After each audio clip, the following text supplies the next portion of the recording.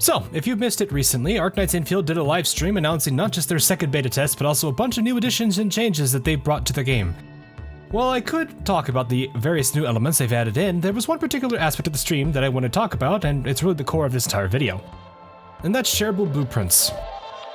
I've been following a lot of these conversations that have stemmed from this sole feature, and while I do understand and see both sides of the argument here, I'd like to provide my perspective when it comes to this. The main point I want to address is the point being made that blueprints being shareable will significantly decrease engagement with the factory gameplay. This in turn will result in the devs at Hypergriff potentially removing or neutering the gameplay around this aspect to the point of irrelevancy. When blueprints were first being announced as shareable, I was definitely hesitant to think that this was a good idea. However, the more I thought about it, and especially with how I had planned to do my content for Endfield, I came to the terms with it being a positive thing. While I can understand the sentiment behind the post that is against shareable blueprints, it is hard for me to see this point as anything other than slippery slope fallacy. The first thing I want to mention here is that Endfield is not a factory game. In the public sphere, yes, Endfield has called itself an ARPG and not a factory gacha game.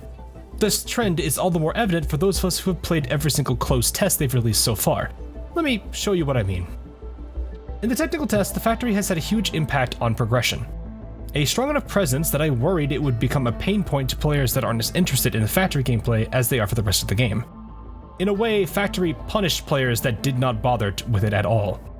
Not only could you get a decent amount of character level up resources, but the trading posts for each faction provided substantial rewards to help with character progression, be it character mats, weapon mats, and so on and so forth. It really got to the point that I barely needed to use the rifts to do anything for my characters at all. The factory at that point was just an insanely powerful presence in the test, and it was probably the main focus of it, to be honest. This was something that I had noted going into the beta. I was worried that this was going to continue. In the first beta test, that presence clearly disappeared, and I felt that the factory ended up in the opposite side of the spectrum. It felt so disconnected that aside from using it to get higher level gear for your operators, you really didn't need to do much for it. Now, I did notice the shift to the factory being more focused on the world around us, allowing us to update and evolve the outposts and see the effects of the factory on the world in real time was a pretty cool premise, and I really hope that if they aren't going to tie the game to character progression much at all, then letting it influence the world around us in the sense of building up the world that we see is a good direction. However, the way that the factory was executed just felt way too optional, and I honestly disliked that feeling and made my disappointment of this known in my feedback. My hopes for Beta Test 2 are that they have found a happy medium between these previous tests, both the technical and the first beta test. There are a lot of really cool ideas that they have within the factory side of the game, but they have to give not only decent accessibility for all players to do it, but also incentive for players to enjoy these ideas too.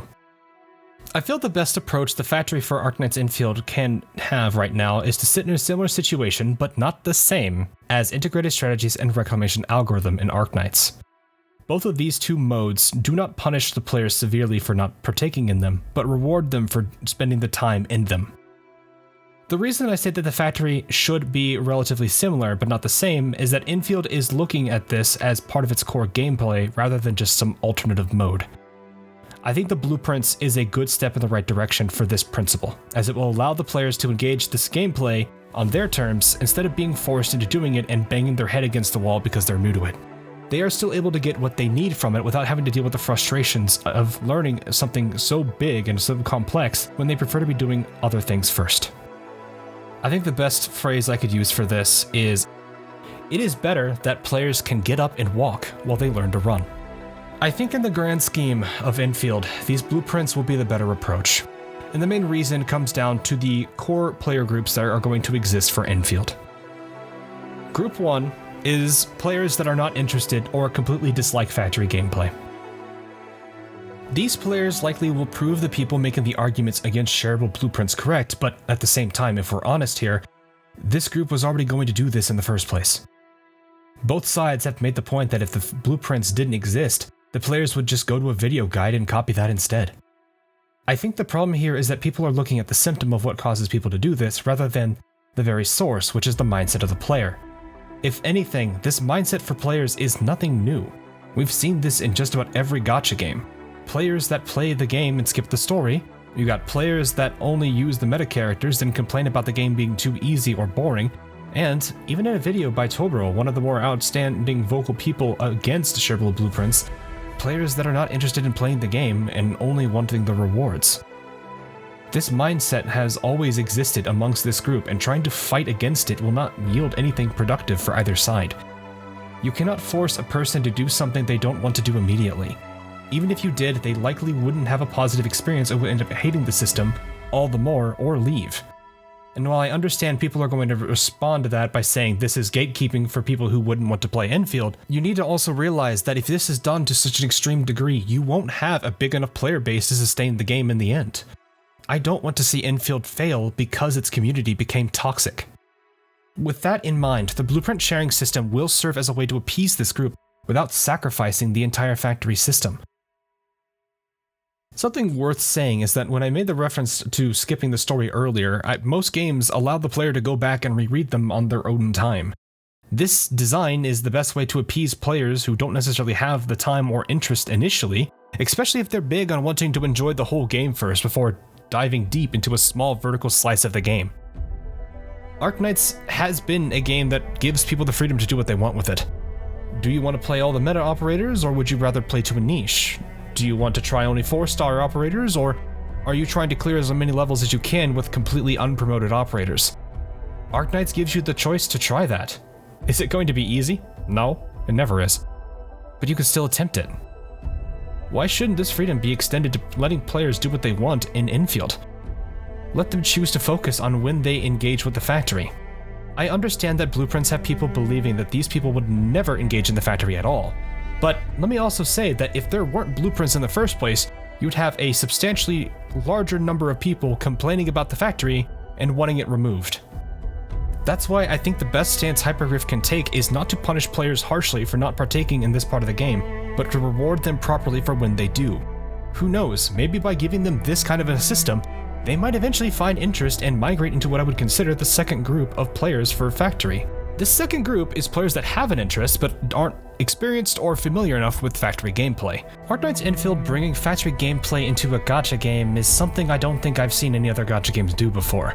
Now, I will honestly say that this is far from any complexity you would see out of factory games that you could buy on Steam or Epic Games, but that doesn't mean that this can't be some players' first step into this genre.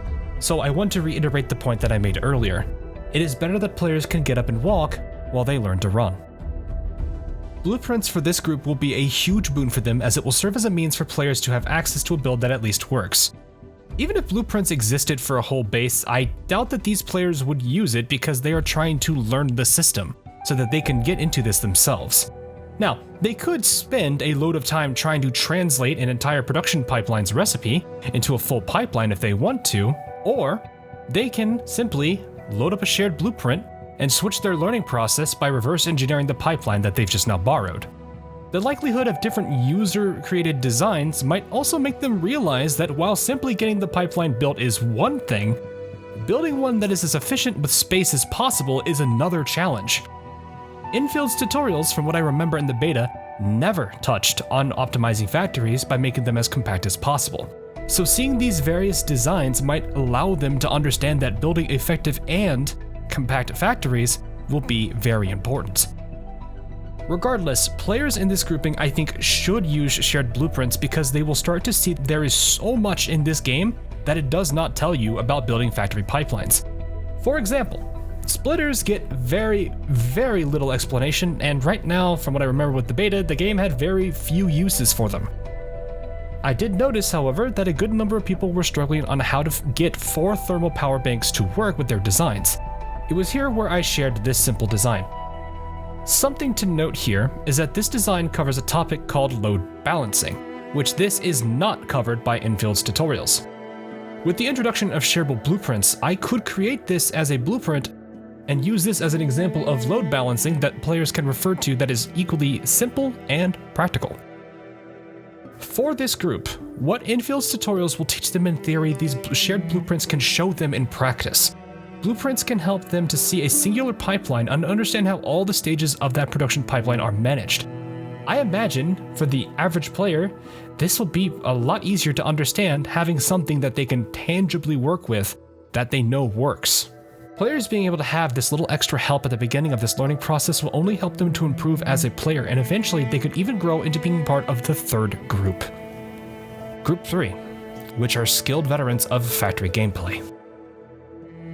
I consider myself to be in this group of players with all the time that I've spent in games like Satisfactory. I'll be honest and say that these blueprints can and honestly will help players in this group too. Now, granted, many of us are probably going to feel it won't be beneficial, but here, let me at least give you one point, alright? Even with the large amount of hours that I've spent in factory games, I'm still learning a lot about design philosophy and optimization. In the course of my time of playing the last beta test, I think I tore down my factory at least 4 to 5 times. In fact, these 2 designs you're seeing on screen were ones that I had worked on and almost finalized. This one right here, I actually tore down again and refined into this version, which was way more compact. I do not by any means consider myself to be a pro at this type of gameplay, and I do see blueprints as a way for me to improve in my design work. A lot of players are going to have different approaches to solving the same problems, and I think that's going to lead to a lot of different ways that people will solve and build their factories. These designs and being able to see them could be quite substantial in helping us to refine our own designs and maybe even pull some ideas and concepts from other people's to further implement and improve our own. One of the core tenets that I've always felt with factory gameplay is continuous improvement. And I do not think that this term applies solely to the speed and output of the factories and the resources that they produce, but also in the capability of the player that builds those factories. I think this blueprints will help with this particular aspect for the player side. Blueprint sharing has the potential to help a lot of players in the factory side of the game, not just in reusability of our designs for large-scale production, but for helping other players to learn how to handle factory gameplay and also refine even our own skills as well. The way I wish to take my content for this game is to help players understand the factory system all the more. I wouldn't be against designing shareable blueprints to showcase principles that Endfield's tutorials would and has missed, or even refine ones that they've talked about. I've done 2 build videos for Endfield already in the previous beta test, and I'd love to look into even more of these as we get into fluids and any other future mechanics that Hypergraph decides to bring into Endfield. In my time with Endfield's AIC system, I've noticed a lot, and I mean a lot of oddities that many of us have already had to deal with.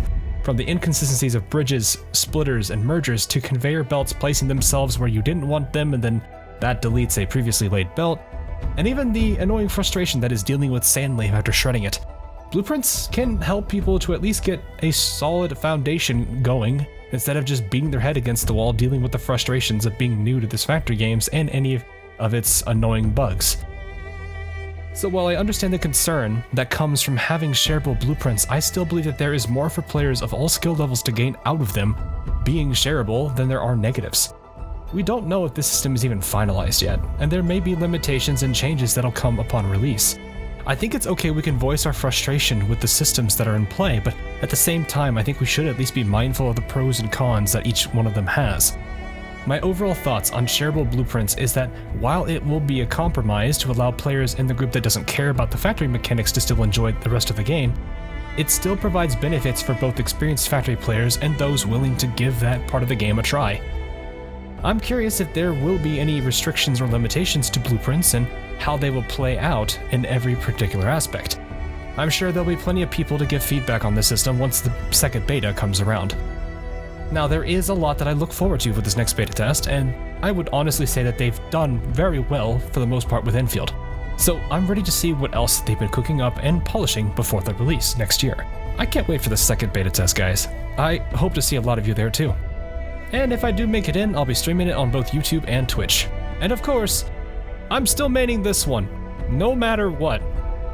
Well, you thought I could just stop being a Snowshine main? That's not how it works, guys. I'm gonna continue to be a Snowshine main no matter what.